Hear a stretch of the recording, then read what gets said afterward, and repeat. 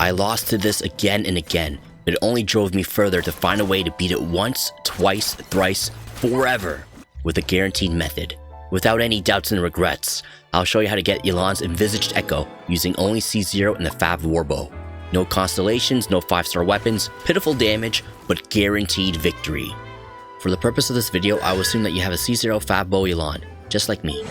The real problem here is the combat stage of phase 2, but before diving into that with all the strats and everything, let's quickly beat the echo's first phase, which is the field test.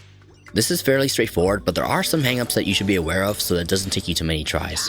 Immediately, we want to use YELAN's skill Lingering Lifeline to kill the hurly trolls.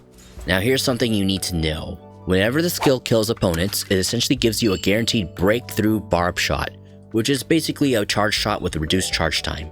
We're going to use this to hit the floating targets, aiming for the center target to pop all the others.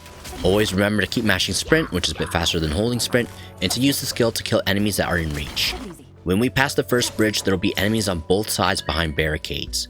You can kill them with the skill and then shoot the targets, or perform a long shot to break the targets first and then skill to clean up the trolls. The second method saves time but is a bit harder. For the last stretch, they put a particularly tricky part that can cause you to reset over and over. But once you understand the theory, then it's a simple trick to solve. There's another way for YELAN to gain the breakthrough barb shot. YELAN can gain it after being away from combat for 5 seconds. You'll know that it's ready because her bracelet will glow. The stretch on the bridge tricks you into using the skill because you see the trolls up ahead. But it's also long enough for 5 seconds to elapse away from combat, which will give you the breakthrough shot. There are also 2 clusters of targets up ahead, which means instead of popping our skill, we're going to sprint past the base of the bridge normally and use this breakthrough shot to destroy the right targets. And then we can skill to defeat the remaining 4 trolls, which will give us another breakthrough to destroy the remaining targets.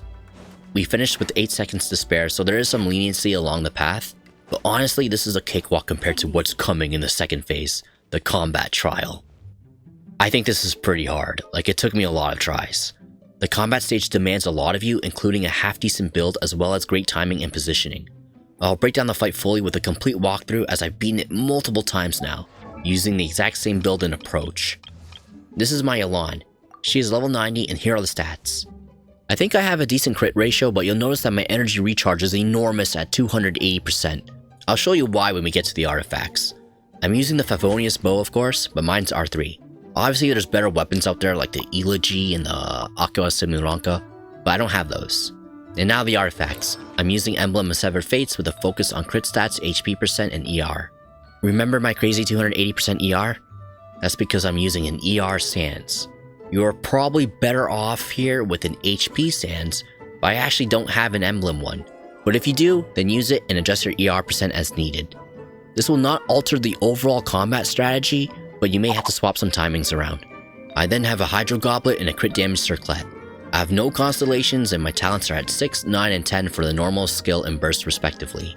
Now in the fight, the majority of the damage is the burst volleys, and mine do about 5,000 to 6,000 damage, so that's the baseline that you're looking for. If you have more, even better, but this is enough to clear with plenty of time to spare. This is the build we're going with. I think it's fairly accessible, but honestly, it's the best my account really has, so there was no other option for me anyways. Next, I want to go over the general premise of the fight before we get into the nitty-gritty breakdown. The Pyro Regisfine has 2 Pyro Shields that you gotta break to inflict a stun. The first shield is at its head, and when it's broken, the Regisfine does a Wind Blast, and then another shield forms at the body. Once that's broken, the stun will take effect where we can then inflict big damage. We denote this as 1 cycle, and over the course of the fight, we'll have to 3 cycle it.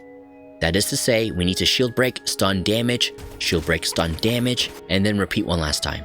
There are many small pyro slimes that play interference, but they're also like energy particles. We'll need to periodically kill them during the fight.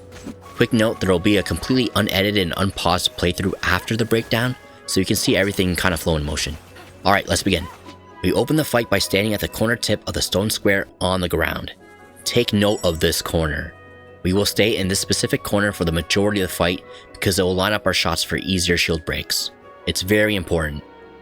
Let's charge our bow and wait for the shield bar to appear and then shoot. Only fully charged shots will apply the Hydro element to break the Pyro shield. Uncharged shots don't do anything. In the beginning, you have time to line up 2 charged shots in a row. This will deplete 2/3 of the shield. Now about the shield. The head shield is actually divided into thirds. Every significant hit, such as a charge shot or a burst volley, will remove 1/3. Iframing with your burst removes 2/3. With that in mind, we know that we only need 3 real hits to break that head shield. The Registine has a flowchart of attacks, and it will usually use a Faceplant Smash or a Giga Beam as its first move. Both of these can be iframed using your burst. Here are the tells for both moves and the burst timing to iframe.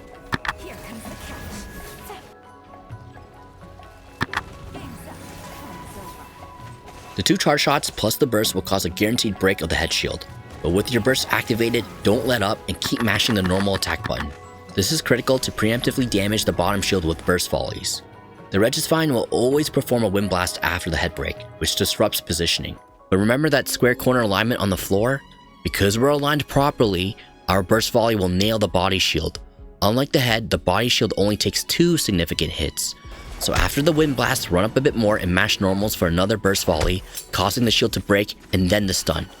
The slimes appear around this time, so skill to kill them off, making sure you damage the Registine too. You want to kill all the slimes, but remember that your burst state is taken away, so you need to be quick about it. The burst damages everything, so keep on mashing normals as fast as you can. Because after the stun is over, the first cycle is done, and we need to return to that corner position ASAP to set up the second cycle. The head shield will return, and unlike the first cycle's freebie, is going to be much harder to break. Upon recovering from the stun, the Registine will always do a half circle face swipe. We will abuse this face swipe to destroy the head shield. Since our burst is already active and I can't use the iframes, we're going to introduce the concept of trading hits. This trial kind of wants us to look at all aspects of YELAN's kit, and what's interesting about her burst is that it fires off coordinated attacks with her normals, but at a delayed timing. We're going to use that slight delay to our advantage here by purposely mashing normals at this specific corner point. We will trade hits. The face swipe will hit us, but my delayed burst volley will also hit the head shield.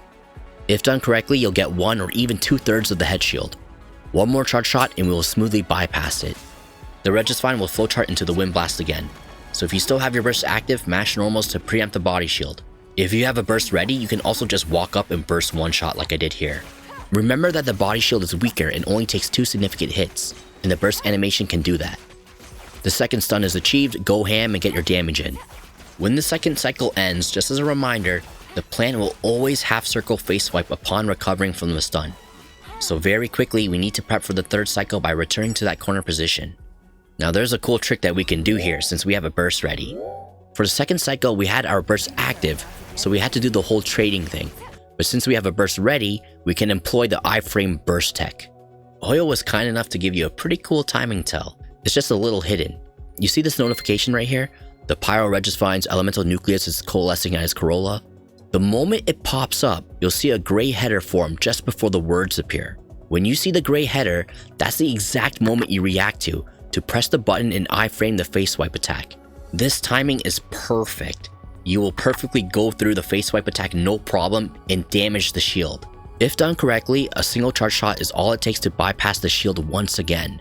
The Wind Blast will occur, we will mash normals to damage the body shield, and they'll hit on target because we are aligned with that special corner. The final stun is inflicted and we coast to victory with a ton of time to spare. Of course, it's never that easy. There are some pratfalls. If you look at it, this entire battle hinges on how fast you can bypass the shield phases. Let's ignore the first head shield and all body shields because they're basically free. It's the second and third head shields that will get you. Each head shield is worth 3 hits, so cumulatively, we're looking at 6 total hits here. Your ER percent may be different than mine, so maybe it works out that you burst iframe the second head shield and trade with the third, or maybe you burst iframe both, whatever. The point is, I found that of the 6 hits, you need to bypass at least 2 total, 1 on each shield preferably, in order to win. Manually trying to get all 3 hits per shield to clear is way too hard, and it doesn't give you enough time. That's why all of this leads me to believe that the cannon face swipe after the stun is there for a reason. You need to use it to bypass the head shield, period. All this to say that, even with all the tools and strats, you'll probably still have to reset a lot of times. To make things faster, if you ever miss the bypass and get no damage on that second shield, I would just reset. Alright, now let's play the uninterrupted clear so that you can see everything in action. Take note of the things I've explained here and blah blah.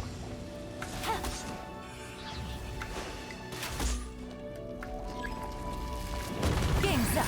Time's over.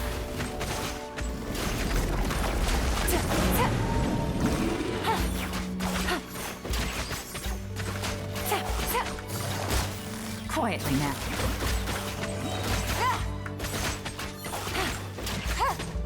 Here comes the catch.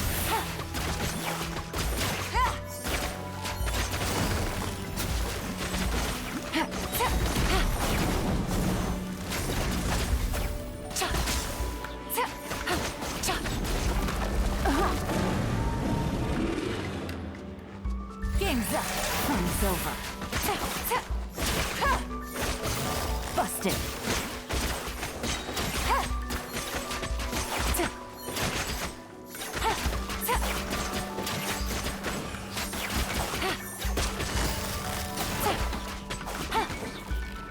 Things are about to get dicey.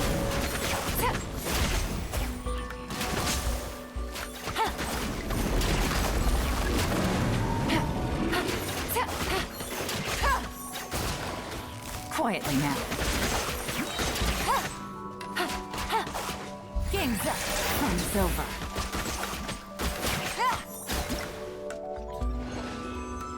There you have it, guys. Even with a C0 YELAN, you can still beat this challenge and get a pretty cool echo. With their new skin plus the echo, YELAN has never looked better. Good luck, and if you like this guide, give me a like and subscribe, will ya?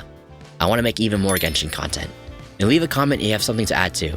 These guides are never all encompassing, and the beauty of Genshin's combat is that you can freestyle a lot of your own stuff. So let me know what worked for you and what didn't. Good luck, and later. Can I say? Much obliged.